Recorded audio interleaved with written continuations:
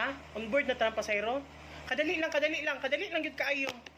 Ginataod pa na ako ni o ginaayos pa na ako ni samo kay ni panyo nila uy. Di man tata boy scout flight attendant man tang anong pabot niyan man jud taging ani. Samo kaayo kabulong wa tay liog. Ikuri na daw ninyo da sa likod daw bi. Tete, lingkuri na palihog TBT kay gusto ba ka manglargat ah? Gusto mo lingkurin ninyo da palihog. Kumpleto na tanan. Uy, kulang man lagi tog lima dito dai. Kulang og lima oh. Kanang sa gawas asam din na sila. Manila. Kapasnar Manila daw lima. Saman paon na to ni. Ihatod lang na to ni Manila. Diretso tag Laos tag Cagayan saman. Sige. Sige dai pasudlan ng lima dire. Te, sibuk-sibugi lang ninyo sa likod daw, be. Te, kanang bata, te, sabak lang natin para masigo mo dalang kuante, tanante. Okay, salamat, sibuk-sibugi lang ninyo. Oo. Wala gusto mo, dahil basig naapa nila, gusto standing. Ha? Naa? Asa man daw na sila? Sikihor? Atay, nayuan ako na itong Sikihor, oy.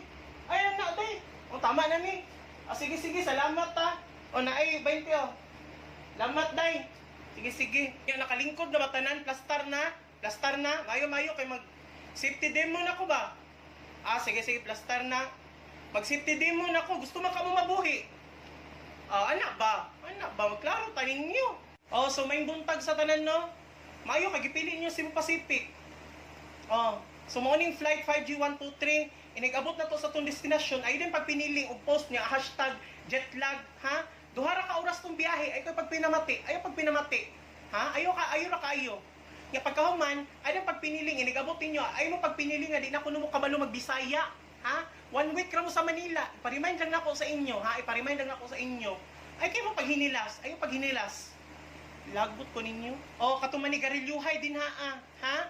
Ipa-remind lang nako sa inyo ha nga this is a non-smoking flight. Ha? So, way manigarilyo diri sa sulod. Kung gusto yun ng manigarilyo, ang atuang smoking area naa sa likod sa propeller. Pag sulti mo sa kuha, kung gusto mong manigarilyo ka, abrihan na itong purtahan. Ha? Nagklaruhan na ibata.